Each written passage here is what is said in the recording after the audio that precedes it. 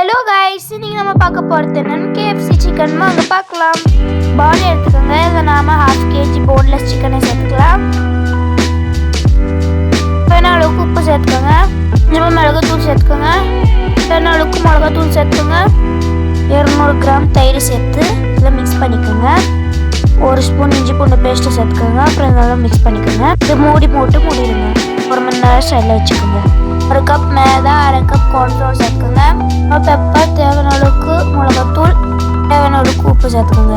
இப்போ இதை நல்லா மிக்ஸ் பண்ணிக்கோங்க. பானல் எடுத்துக்கோங்க. இதில் எண்ணெய் சேர்த்துக்கோங்க. அப்புறம் ஹீட் ஆகி விட்டுருங்க. ஐஸ் தண்ணியை எடுத்துக்கோங்க.